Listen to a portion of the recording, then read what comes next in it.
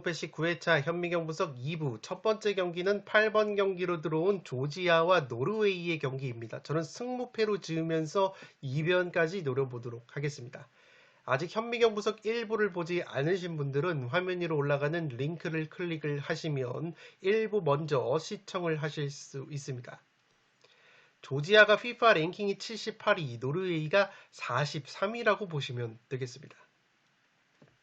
조지아 같은 경우에는 직전 모로코와의 평가전 원정에서 0대3 패배를 당했지만 이 모로코와의 평가전에서 패배를 당하기 전까지는 A매치 11경기 9승 2무 무패의 상승세를 달렸다고 보시면 되겠습니다. 이 나폴리에서 김민재 선수와 한솥밥을 먹고 있는 이 흐비차 크바라첼리아 선수가 조지아의 공격 에이스라고 보시면 되겠고, 나폴리에서 리그 12골 10개의 도움을 올려주면서 맹활약을 해주고 있기 때문에 이 조지아 대표팀에서도 에이스 역할을 톡톡히 해주고 있다고 보시면 되겠습니다. 노르웨이 같은 경우에는 주포 공격수 맨시티의 홀란드 선수가 부상으로 이번 A매치에 결장이 되면서 직전 스페인 원정에서 0대3 완패를 당했다고 보시면 되겠습니다. 이 주포 공격수 홀란드 선수가 없는 상황에서 최전방에서 마무리를 지어줘야 되는 이 소시에다드의 장신 공격수 세를로트 선수가 최근에 소속팀과 대표팀에서 득점 감각이 굉장히 떨어져 있다고 보시면 되겠습니다. 최근에 A매치 홀란드 없이 치른 두 경기에서 1무 1패로 승리가 없는 노르웨이라고 보시면 되기 때문에 이 아스날의 플레이메이커 웨데고르 선수의 어깨가 상당히 무겁다고 보시면 되겠습니다. 살롱 코멘트로 정리를 해드리면 홀란드가 있고 없을 때의 최전방 골 결정력 차이가 굉장히 큰 노르웨이라고 보시면 되겠습니다. 홀란드가 없는 상황에서 그 역할을 해줘야 되는 공격수 세를로트 선수가 소속팀 소시에다드에서도 최근에 7경기 무득점으로 골 감각이 굉장히 떨어져 있다고 보시면 되겠습니다. 최근에 스페인전도 그렇고 최근 핀란드와의 친선 홈경기에서도 노르웨이가 홀란드가 없는 상황에서 1대1 무승부를 거뒀기 때문에 굉장히 공격 상황에서 홀란드 선수에게 의존도가 크다고 보시면 되겠습니다. 반면에 조지아는 공격 쪽에서 확실한 에이스 카드라고 볼 수 있는 나폴리의 흐비차 선수가 포진이 되어 있고, 이 국가대표 경기에서는 이러한 확실한 공격 에이스의 존재가 굉장히 중요하다고 볼 수 있겠는데, 최근에 조지아가 모로코와의 평가전에서 패배를 당하기 전까지는 A매치 11경기 9승 2무 무패의 상승세를 보여줬다고 보시면 되겠습니다. 특히나 지난 2021년 11월에 카타르 월드컵 예선 홈경기에서 조지아가 스웨덴을 2대0으로 제압한 바 있는데, 당시에도 흐비차 선수가 혼자서 2골을 넣으면서 유럽의 강호들을 상대로도 이 흐비차 선수가 조지아 대표팀에서 에이스 역할을 해왔기 때문에 이번 노르웨이를 상대로도 굉장히 조지아가 껄끄러운 상대가 될 것으로 생각이 됩니다. 또한 조지아에는 흐비차 선수 외에도 프랑스 2부 리그 매치에서 활약을 하는 미카우 타제라는 선수가 올 시즌 리그 14골, 7개의 어시스트를 기록을 하면서 이 공격력이 뛰어난 자원들이 꽤 있기 때문에 조지아 특유의 홈발과 공격 성향이 나와준다면 노르웨이가 상당히 어려운 경기를 할 것으로 생각이 됩니다. 노르웨이의 홀란드 부재에 따른 골 결정력 저하 및 노르웨이의 공격수 세룰루트의 최근 골감각 저하, 그리고 조지아의 공격 에이스 흐비차 크바라첼리아의 존재감을 고려했을 때 이 경기는 양팀 모두에게 가능성이 열려있는 매치라고 생각이 되기 때문에 8번 경기는 승무패로 지어보도록 하겠습니다. 9번 경기는 스코틀랜드와 스페인의 경기인데 무패 투폴로 가면서 2변까지 한번 노려보도록 하겠습니다. 스코틀랜드가 FIFA 랭킹이 42위, 스페인이 FIFA 랭킹이 10위라고 보시면 되겠습니다. 스코틀랜드가 직전 키프로스와의 홈경기에서 3대0 완승을 거두면서 굉장히 좋은 출발을 했다고 보시면 되겠습니다. 특히나 맨유의 미드필더 맥토미니 선수가 후반전에 교체 투입이 됐는데 후반전에 들어와서 2골을 넣으면서 맹활약을 해줬다고 보시면 되겠습니다. 아스톤빌라의 미드필더 존 맥긴 선수 역시 키프로스를 상대로 선제골을 넣으면서 프리미어리그에서 활약하는 두 미드필더가 3대0 완승을 견인을 했다고 보시면 되겠습니다. 스페인 같은 경우에도 직전 노르웨이와의 홈 경기에서 3대0 완승을 거두면서 굉장히 좋은 출발을 했다고 보시면 되겠습니다. 특히나 에스파뇰에서 최근에 좋은 골 감각을 보여주고 있는 이 장신 공격수 호셀루 선수가 이 대표팀 데뷔전에서 후반전에 교체 투입이 되자마자 두 골을 넣어주면서 맹활약을 해줬기 때문에 호셀루 선수의 골 감각이 굉장히 물이 올라와 있다고 보시면 되겠습니다. 스페인 같은 경우에는 카타르 월드컵 이후에 루이스 데 라푸엔테 감독으로 감독이 교체가 됐는데 이 감독 같은 경우에는 이 연령별 대표, 스페인의 연령별 대표팀을 지휘를 하면서 도쿄올림픽에서 은메달을 따낸 바 있는 경력을 갖춘 푸엔테 감독이라고 보시면 되겠습니다. 살롱 코멘트로 정리를 해드리면 키프로스전에서 스코틀랜드가 티어니, 로버트슨, 암스트롱, 프리미어리그 3인방이 포진한 왼쪽 측면 위주의 공격을 통해서 활로를 모색을 했다고 보시면 되겠습니다. 이 스코틀랜드 같은 경우에는 고질적인 약점이 바로 최전방 스트라이커 포지션인데 그래도 직전 키프로스전에서는 미드필더 존 맥긴과 맥토미니가 공격 가담이 통하면서 두 미드필더가 3골을 만들어냈다고 보시면 되겠습니다.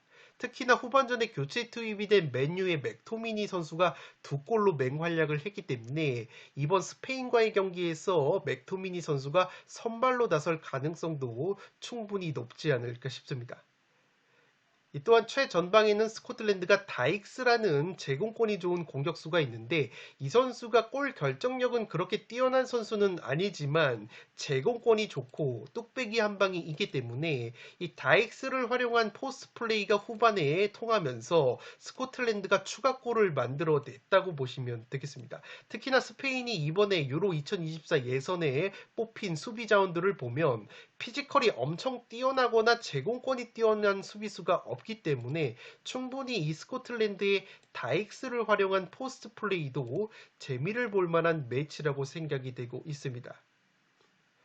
이 스페인의 경우에는 노르웨이를 상대로 3대0 완승을 거뒀는데 전반 13분 만에 다니 올모 선수가 선제골을 기록을 하면서 굉장히 좋은 흐름을 이어가다가 후반전 중후반까지 추가골을 만들지 못하면서 굉장히 답답한 흐름이 나왔다고 보시면 되겠습니다. 그런데 후반전에 교체 투입이 된 호셀로라는 선수가 후반 39분, 40분에 연속골을 넣어주면서 승부의 쐐기를 박았기 때문에 이 호셀로 선수가 승리의 1등 공신이 됐다고 보시면 되겠습니다. 이 스페인이 이번에 감독이 교체됐다고 제가 말씀을 드렸는데 감독 교체 이후에 확실히 아스파스, 호셀로 같이 라리가 B클럽은 아니지만 자국 라리가에서 좋은 활약을 보여주고 있는 선수들을 과감하게 선발을 했는데 이 점이 주요하게 작용을 했다고 보시면 되겠습니다. 다만 개인적으로 봤을 때 스코틀랜드라는 팀이 기본적으로 홈에서 강점이 있는 팀이고 이 로버트슨, 티어니, 암스트롱으로 이루어지는 왼쪽 측면 라인 공격이 상당히 날카롭기 때문에 스페인이 스코틀랜드 원정에서도 점유율을 쥐고 경기를 주도는 하겠지만 스코틀랜드의 왼쪽 측면 역습과 최전방 공격수 다익스를 활용한 포스트 플레이까지 고려를 한다면 스코틀랜드도 굉장히 까다로운 상대가 될 것으로 생각이 됩니다. 스코틀랜드 특유의 홈발과 선수단 퀄리티 그리고 스코틀랜드의 왼쪽 측면 라인 역습까지 고려한다면 이 경기는 무승부 정도의 이변은 충분히 노려봄직한 매치라고 생각이 됩니다. 9번 경기는 무패의 투폴로 가보도록 하겠습니다. 10번 경기는 튀르키예와 크로아티아의 경기인데 승무패로 지으면서 이변까지 노려보도록 하겠습니다. 튀르키예의 FIFA 랭킹이 44위, 크로아티아가 FIFA 랭킹 7위라고 보시면 되겠습니다. 이 튀르키예가 한 수 아래라고 볼 수 있는 아르메니아 원정에서 굉장히 고전을 했는데 그래도 2대1로 역전승을 거두면서 예선 경기 첫 경기를 승리를 장식을 했다고 보시면 되겠습니다. 이 크로아티아와의 상대 전적이 2승 4무 2패로 굉장히 팽팽한 튀르키예이고 크로아티아 상대로 3경기 1승 2무 최근에 패배가 없는 튀르키예이기 때문에 홈에서 저력을 보여줄 수 있는 흐름이 나오지 않을까 싶습니다. 튀르키예의 공격수 에네스 위날 선수가 소속팀 헤타페에서 최근에 좋은 골 감각을 보여주고 있고 아르메니아전에서도 역전골을 어시스트를 하면서 좋은 경기 감각을 유지를 했다고 보시면 되겠습니다. 이 페예노르트의 플레이메이커인 코쿠 선수가 아르메니아전에서 환상적인 중거리 슛으로 동점골을 넣었기 때문에 이 코쿠 선수가 또다시 선발로 나설 가능성이 상당히 높지 않을까 싶습니다. 갈라타사라이의 측면 자원인 아쿠티르콜루 선수가 아르메니아전에서 결승골을 넣으면서 터키 리그, 자국 리그에서의 좋은 흐름을 이어갔다고 보시면 되겠습니다. 크로아티아 같은 경우에는 직전 웨일스와의 홈 경기에서 1대1로 극장골을 얻어맞으면서 무승부에 그쳤다고 보시면 되겠습니다. 이 92분에 웨일스에게 스로인 상황에서 동점골을 헌납을 하면서 다잡은 승리를 놓친 크로아티아이기 때문에 정신적인 데미지가 꽤 있을 것으로 생각이 됩니다. 웨일스와의 경기에서 점유율을 67%나 가져갔음에도 불구하고 슈팅 20개 중에서 득점으로 연결된 것은 딱 한 골밖에 없었기 때문에 크로아티아 역시 고질적인 골 결정력 부재가 발목을 잡았다고 보시면 되겠습니다.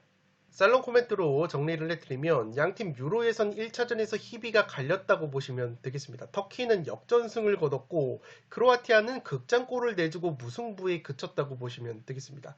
이 터키 같은 경우에는 한 수 아래라고 볼 수 있는 아르메니아 원정에서 경기 내용적으로 굉장히 고전을 했지만 이 원정에서 선제골을 내주고도 두 골을 넣으면서 역전에 성공을 했다고 보시면 되겠습니다.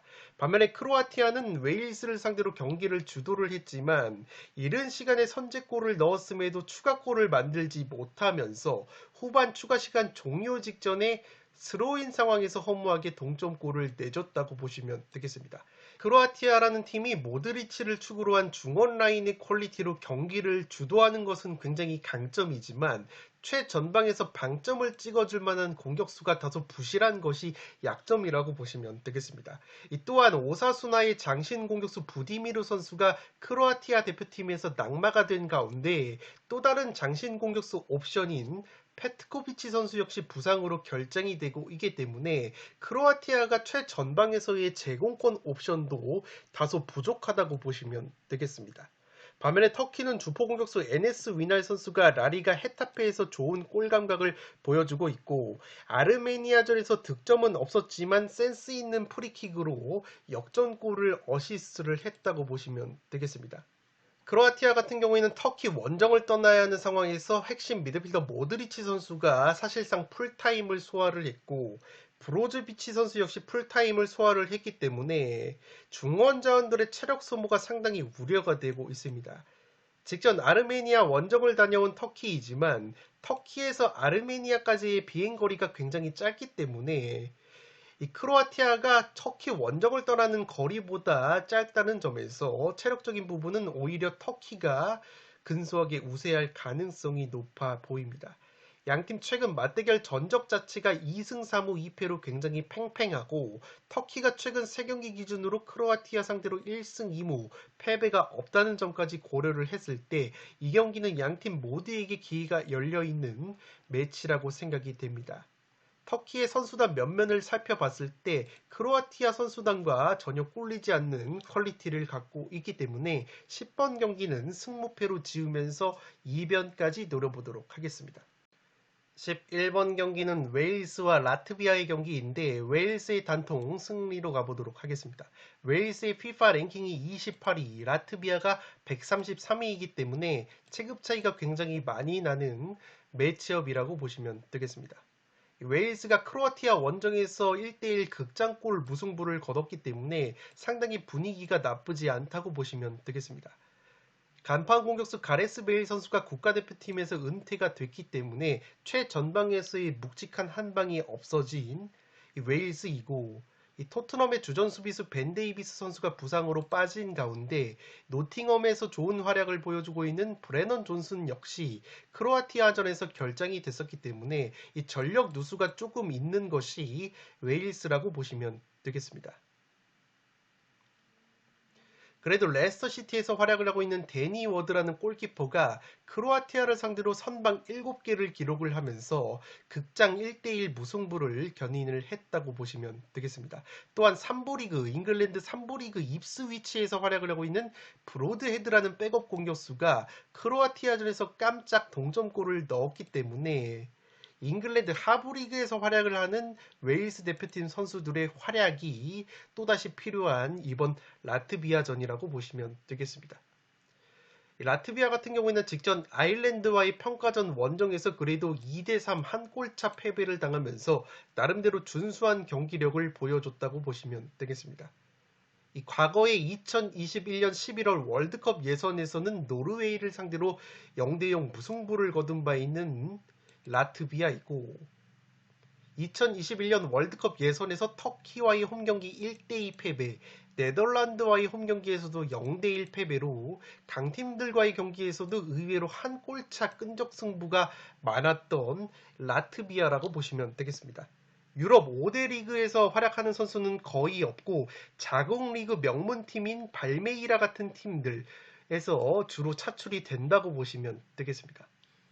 공격 쪽에서 주목할 만한 선수는 크롤리스라는 선수와 올드리키스라는 선수가 있는데 크롤리스 같은 경우에는 세리에 A 스페치아 소속인데 이 스페치아에서는 리그 한 경기밖에 소화하지 못한 백업 자원이지만 라트비아에서는 A매치 28경기를 소화를 했다고 보시면 되겠습니다.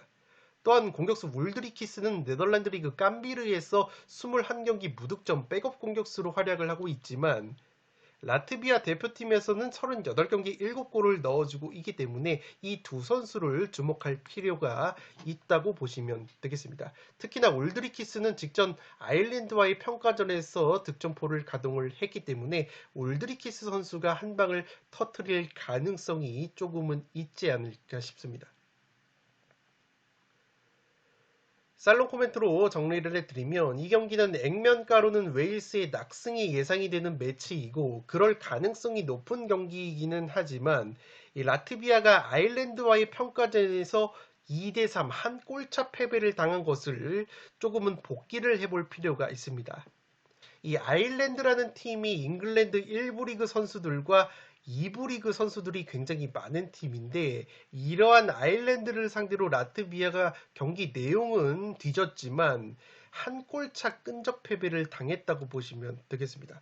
웨일즈 같은 경우에도 물론 아일랜드보다 FIFA 랭킹이 높고 선수들 면면을 보면은 잉글랜드 1부 리그인 프리미어 리그에서 활약을 하는 선수들이 더 많지만 웨일즈 역시 공격수 가레스 베일 선수가 국가대표팀 은퇴를 한 다음에 믿을만한 최전방 공격수 부재가 약점으로 드러날 가능성이 있다고 보시면 되겠습니다. 특히나 공격 쪽에서 노팅엄 포레스트의 브레넌 존슨 선수가 최근에 부상 여파로 결장이 되고 있기 때문에 이 브레넌 존슨을 제외하면은 소속팀에서 좋은 모습을 보여주고 있는 프리미어리그 공격 자원이 없다고 보시면 되겠습니다. 오히려 2부 리그, 3부 리그에서 좋은 모습을 보여주고 있는 웨일스의 백업 공격 자원들의 어깨가 상당히 무거울 것으로 보이기 때문에 이번에도 웨일스가 1부 리그인 프리미어리그 선수들이 선발로 나오는 전반전에 오히려 고전을 하다가 후반전에 2부 리그, 3부 리그에서 좋은 모습을 보여주고 있는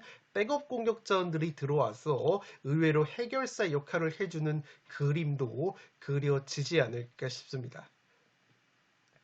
특히나 2부 리그 블랙번에서 활약을 하고 있는 토마스라는 측면 자원이 올 시즌 7개의 어시스트를 기록을 하고 있고 2부 리그 미럴에서 활약을 하고 있는 브래드 쇼라는 공격수 역시 리그 14골을 넣고 있기 때문에 이러한 하부 리그 출신 선수들의 웨일스 백업 자원들의 어깨가 상당히 무겁다고 보시면 되겠습니다. 라트비아가 2021년 독일과의 친선전 1대7 충격적인 대패 이후에 강팀들과의 월드컵 예선과 A매치에서 굉장히 끈적한 모습을 보여주고 있다고 보시면 되겠습니다. 라트비아가 공격 쪽에서는 울드리키스, 크롤리스라는 선수 두 원투펀치를 주목할 필요가 있다고 말씀을 드렸는데 소속팀에서는 백업 자원으로 활약을 하고 있지만 나름대로 유럽 리그에서 뛰는 선수들이고 특히나 이 울드리키스 같은 경우에는 아일랜드와의 평가전에서 득점포를 가동을 했기 때문에 이 두 선수를 조심해야 하는 웨일스라고 보시면 되겠습니다. 따라서 아일랜드가 그랬던 것처럼 웨일스도 의외로 라트비아의 거센 저항에 부딪혀서 고전할 가능성은 조금은 있지 않을까 개인적인 생각이 들고 있습니다. 11번 경기는 웨일스의 단통 승리로 가보도록 하겠습니다. 12번 경기는 스위스와 이스라엘의 경기인데 스위스의 단통 승리로 가보도록 하겠습니다. 독식픽으로는 무승부까지 이변픽을 추천드리도록 하겠습니다. 스위스의 FIFA 랭킹이 12위, 이스라엘이 76위라고 보시면 되겠습니다. 스위스 같은 경우에는 직전 벨라루스 원정에서 5대0 대승을 거두면서 굉장히 산뜻한 출발을 했다고 보시면 되겠습니다. 특히나 공격수 엠볼로 선수가 부상으로 빠져있는 가운데 레나토 스테판이라는 공격수가 깜짝 벨라루스 원정 3골 해트트릭으로 맹활약을 해줬다고 보시면 되겠습니다. 또한 아스날에서 좋은 모습을 보여주고 있는 에이스 미드필더 자카 선수가 벨라루스를 상대로 1골 1도움을 기록을 하면서 여전히 에이스다운 면모를 보여줬다고 보시면 되겠습니다. 직전 벨라루스 원정에서 후반 13분 이후부터 스위스가 교체 카드를 5장 활용하면서 체력 안배를 했다고 보시면 되겠습니다. 이스라엘과의 상대 전적이 과거의 맞대결이긴 해도 4연속 무승부가 나오고 있는 상성이기 때문에 이 독식픽으로 무승부까지 한번 노려볼 수 있는 상성이 나오지 않을까 싶습니다. 반면에 이스라엘 같은 경우에는 코소보와의 홈경기에서 1대1 무승부에 그쳤다고 보시면 되겠습니다. 이 코소보를 상대로 경기 내용은 압도를 했다고 보시면 되겠습니다. 점유율 더 많이 가져가면서 슈팅도 2배 이상을 더 많이 때렸지만 점수는 1대1에 그쳤던 이스라엘이기 때문에 확실히 이스라엘 같은 경우에도 최전방에서의 골 결정력 마무리가 상당히 아쉽다고 보시면 되겠습니다. 그래도 측면 에이스 자원인 풀럼에서 활약을 하고 있는 솔로몬 선수는 이번 코소보전에서도 맹활약을 했기 때문에 솔로몬 선수의 왼발에서 뭔가 터져줘야 되는 이스라엘의 공격이라고 보시면 되겠습니다. 살롱 코멘트로 정리를 해드리면 양팀이 비슷한 고민거리가 있는데 바로 최전방에서의 골 결정력이었다고 보시면 되겠습니다. 이 스위스 같은 경우에는 그런데 벨라루스전에서 5대0 대승을 거뒀고 이스라엘 같은 경우에는 홈에서 코소보와 무승부에 그쳤다고 보시면 되겠습니다. 이 스위스 같은 경우에는 주포 공격수 엠볼로 선수 그리고 측면에 샤키리 선수가 부상으로 이탈이 되면서 골 결정력 리스크가 있다고 봤는데 이 레나토 스테판이라는 공격 자원이 벨라루스를 상대로 깜짝 3골을 넣어주면서 5대0 대승을 거뒀다고 보시면 되겠습니다.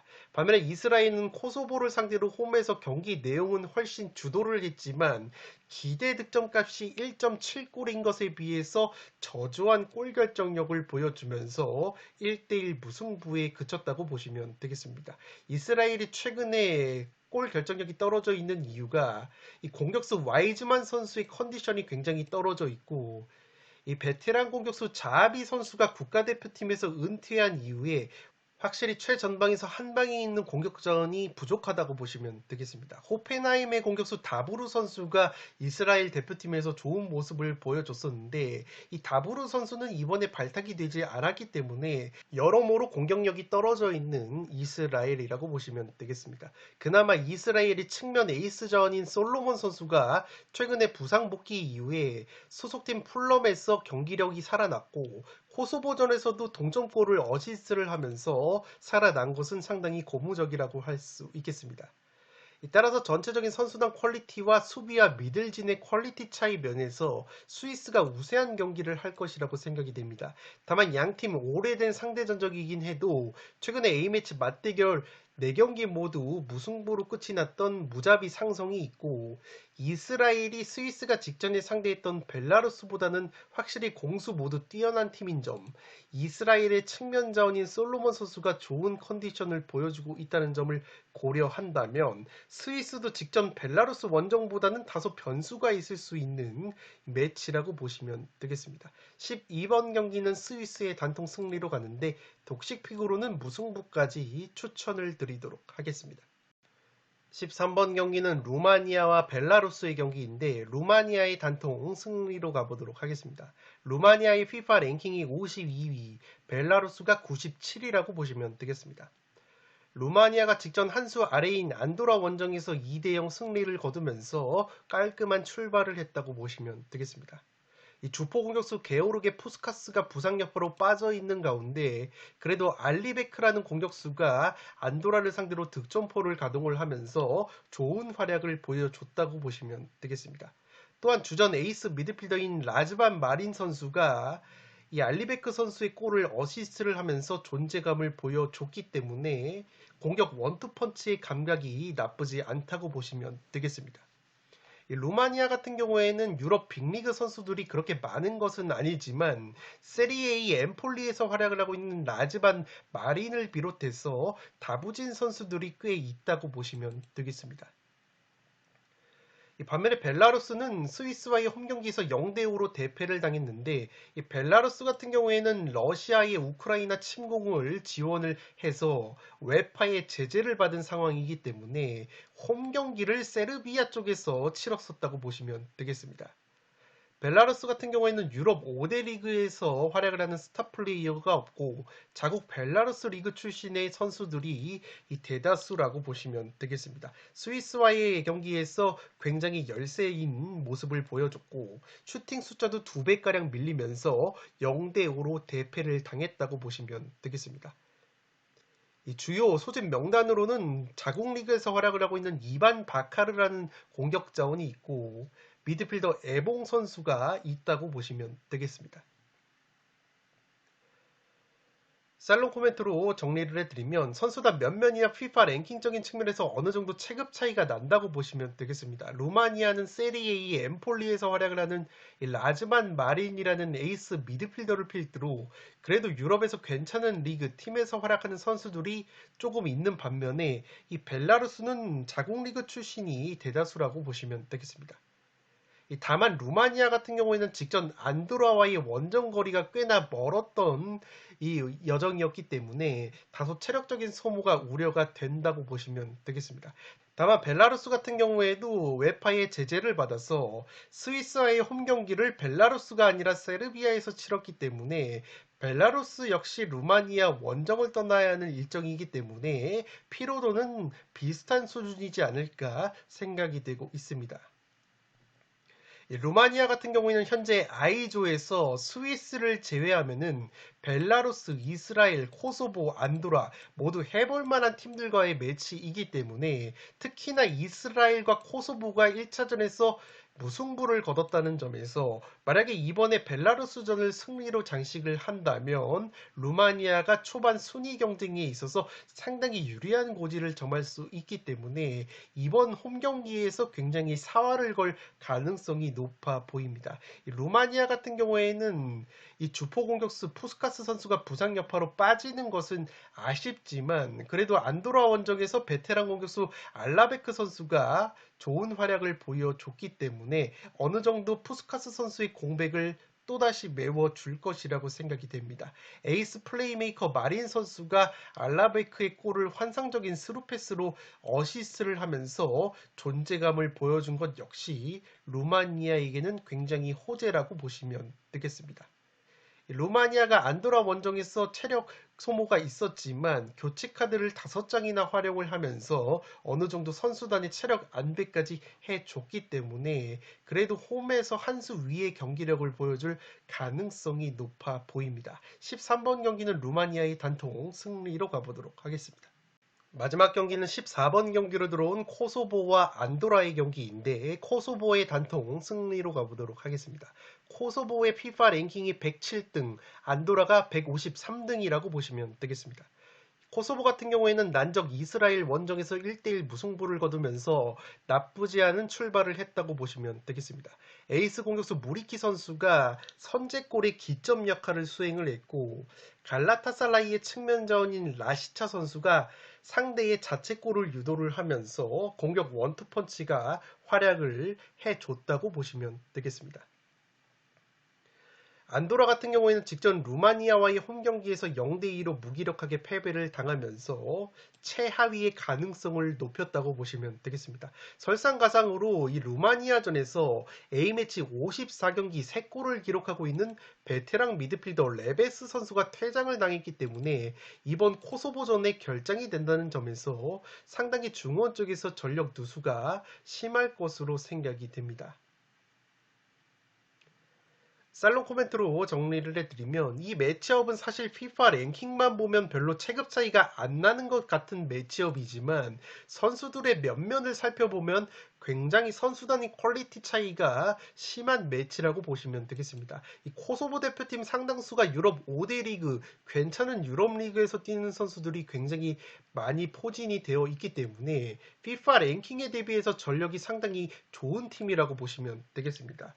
안도라 같은 경우에는 루마니아와의 홈 경기 이후에 코소보까지 대략 1500km 거리의 원정을 떠나야 하기 때문에 피로도가 꽤 있을 것으로 생각이 됩니다.